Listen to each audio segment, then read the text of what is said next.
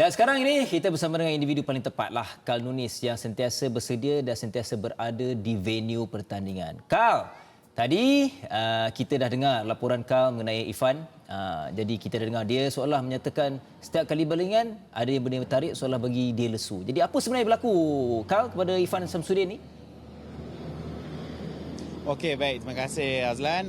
Sebenarnya kami memperlihatkan sendiri bagaimana reputasi gah yang dibawa oleh Irfan Samsudin ini pada kejuaraan kali ini. Beliau sebenarnya memiliki ranking yang terbaik memasuki edisi yang kelima ini. Okey, dan pada ketika beliau melakukan lemparan yang pertama yang muncul selaku catatan terbaik di sepanjang 6 balingannya, 59.37 meter itu jarak yang beliau catatkan, namun belum cukup bagus untuk merekodkan kedudukan podium. Namun pada ketika kita melihat ini satu keputusan prestasi yang kurang baik daripada Irfan Samsudin selepas pertandingan secara eksklusif Esso Arena memperlihatkan sendiri bagaimana Irfan memberitahu bagaimana beliau sebenarnya bergelut dengan otot abdomen di bahagian perut dan juga rusuk kanan yang mula membuatkan kerisauan sejak berada di Sukan Commonwealth lagi. Dan sedikit saya nak membicarakan bagaimana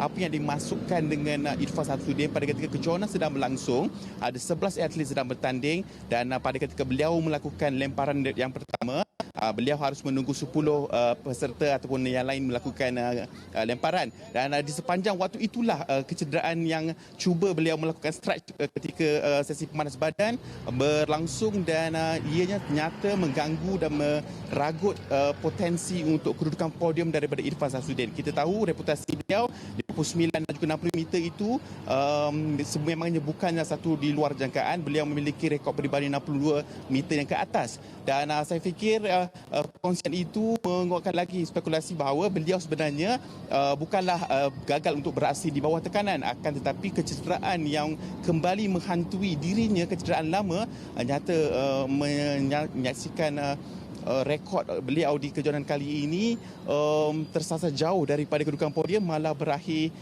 di kelompok bawahan saingan elit kali ini, Azlan. Baik. Okey, Kal, kita pun nak jugalah tahu macam mana pula dengan prestasi Norliana Kamarudin yang Kal sempat temu bual juga. Yap Sian Yi, mungkin ada apa-apa perkembangan yang Kal boleh bawakan? Okey, berbeza dengan Irfan Samsudin, dua atlet lompat tinggi negara ini menjadikan saingan kali ini selaku pentas kompetitif. Kenapa saya kata begitu? Jikalau kedua atlet lompat tinggi negara ini melakukan personal best untuk saingan musim ini, mereka sememangnya masih lagi jauh untuk mengejar kedudukan ataupun catatan ketinggian pemenang untuk 3 kedudukan yang terbaik. So, diorang punya expectation dan juga jangkaan dan juga prestasi mereka ini tidaklah terlalu mengejutkan, memandangkan jurang ketara daripada atlet berprestasi tinggi yang beraksi di Sukan Solidariti Islam ini sudah pun dijangkakan. Namun bagi Norliana 7 meter perbezaannya catatan di Sukan Si Hanoi dan juga di Konya Turki ini, jadi orang cakap dia berduka untuk gagal untuk menyamai ataupun mengatasi rekod catatan peribadi terbaik musim ini. Dan juga Yap Sian Yi gemuruh. Saya sempat bertemu bual bersama beliau selepas saingan. Faktor gemuruh dan juga tekanan yang diletakkan terhadap dirinya gagal untuk diatasi dan meragut peluang untuk mara ke pentas saingan akhir untuk 6 kedudukan yang terbaik. Dan beliau menamatkan saingan di kedudukan yang ke-10 daripada 11 peserta.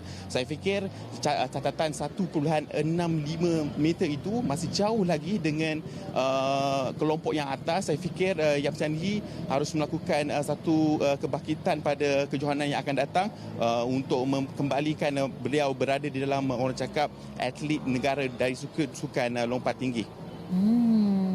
Baik, terbaik Kal, laporan dan juga perkongsian sangat terperinci Kal. Terima kasih Kal. Dan sememangnya kita nantikan lagi laporan daripada Kal. Tapi Kal, perjuangan atlet biasa kita tahu belum lagi selesai. Dan sememangnya hari ini masih lagi ada perjuangan. Jadi mungkin Kal boleh kongsikan siapa atlet mana yang akan beraksi? Okey, ada dua saingan yang berlangsung petang ini, waktu di Konya dan juga tengah malam waktu di Malaysia. Izlan Dahlan yang mencetuskan sensasi menidakkan peluang Lee Hap Wei untuk kesukan yang lalu. Beliau akan turun beraksi petang ini di waktu tempatan, dan juga kuartet 4 kali 100 meter yang di atas kertas berpeluang untuk meraih pingat gangsa berdasarkan rekod catatan yang dilakukan di separuh akhir yang pertama dan juga yang kedua. Di atas kertas mereka sebenarnya mempunyai peluang untuk merekodkan peluang pingat gangsa, namun saya fikir pada ketika ini kejohanan ini seringkali memberi satu tamparan hebat buat atlet balapan melibatkan faktor teknikal starting block dan juga kesalahan false start seringkali mengganggu atlet negara. Dan saya fikir jikalau kita mampu untuk mengatasi masalah itu, tidak mustahil untuk kuartet 4 kali 100 negara yang diterajui oleh atlet berpengalaman Jawatan Nyepa Haikal Hanafi, Rohal Fijantan dan juga Asad Mat Saad berjaya untuk melengkapkan kedudukan podium. Namun saya fikir terus kita doakan persiapan atlet negara. Kutipan pingat dah lama kita tak sumbangkan untuk kontingen ke negara pada kali ini, dan saya fikir peluang paling realistik kuartet 4 kali 100 meter malam ini waktu tempatan Malaysia.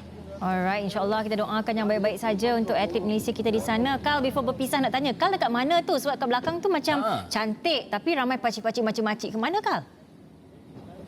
Okey, inilah bingkisan yang saya kongsikan tadi di Mevlana Museum, tempat yang cukup ikonik di bumi Konya ini. Siapa yang datang di sini harus singgah untuk memberikan penghormatan untuk tokoh agamawan Mevlana. Dan seperti yang saya kongsikan, hampir 2 juta pengunjung yang hadir di bumi Konya Turki ini memberikan penghormatan buat tokoh agamawan ini. Dan saya fikir kita berada di betul-betul tengah bandaraya Konya, dan hanya 8 km dibezakan dengan venue utama acara athletics, acara olahraga yang mengambil tempat pada pukul 6 petang di Konya ini. So alang-alang kita ada mempunyai masa, kita belanja sikit view yang disediakan oleh jurukamera bertugas Saiful Azwan. Alright, belanja view memanglah belanja view. Jangan lupa belanja Turkish Delight. Bawa balik ya, Kal. Bye.